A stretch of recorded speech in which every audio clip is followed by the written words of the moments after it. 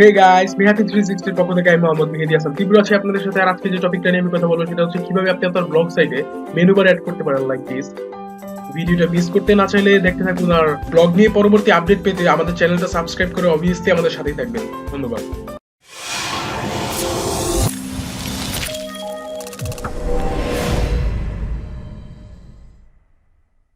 তো নরমালি এখন পর্যন্ত ভিজিটররা আমাদের ব্লগ সাইটটাকে এরকম ভাবে দেখতেছে, এখানে কোনো মেনু নাই, কিছু নাই। তো আমরা আমাদের এই ব্লগ সাইটটাতে মেনু বার অ্যাড করবো। তো এটা করতে হলে আপনাদের যেটা করতে হবে সেটা হচ্ছে আপনাদের ড্যাশবোর্ডে যান। ড্যাশবোর্ডে যাওয়ার পর আপনি যেটা করবেন সেটা হচ্ছে লেআউটে ক্লিক করবেন। লেআউটে ক্লিক করার পর এখানে নিচে লেখা আছে দেখুন ক্রস কলাম, এখানে অ্যাড আ গ্যাজেট আপনি ক্লিক করেন। দেন আপনাকে যেটা করতে হবে, এখানে অনেকগুলো অপশন আছে, 27টার মতো অপশন আছে। আপনি যাবেন হচ্ছে পেজেসে এই যে প্লাস চিহ্নটাতে আপনি ক্লিক করবেন। তো ক্লিক করার পর দেখেন এখানে একটা অটোমেটিক হোমের একটা মেনু চলে আসছে। আমরা লাইক এটা আগে সেভ করে নিলাম।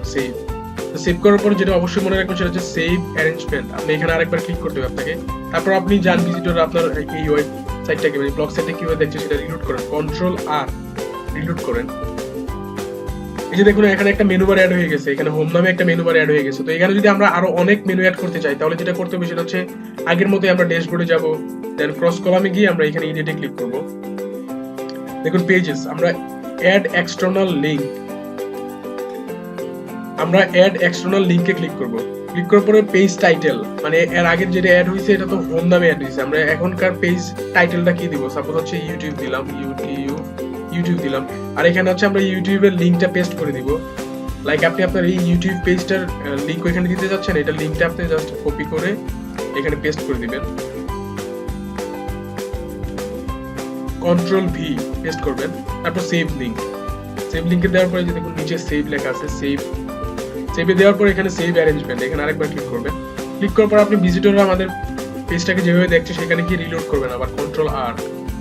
এই যে দেখুন এখানে চলে আসছে, হোমের পাশে ইউটিউব চলে আসছে। আমরা যদি ইউটিউবে ক্লিক করি তাহলে কি হয় দেখেন, এই যে আমাদের ইউটিউব পেজটা চলে গেছে।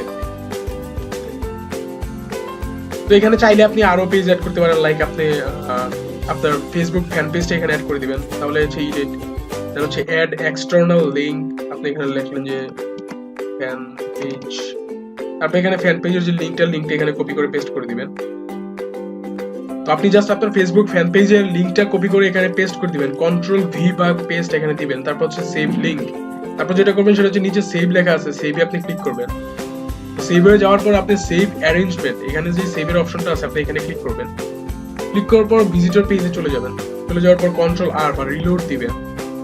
দেখেন এখানে 3টা মেনু চলে আসছে, এই হোম, ইউটিউব, ফ্যান পেজ। আপনি ফ্যান পেজে ক্লিক করেন, আপনার ফ্যান পেজে চলে যাবে।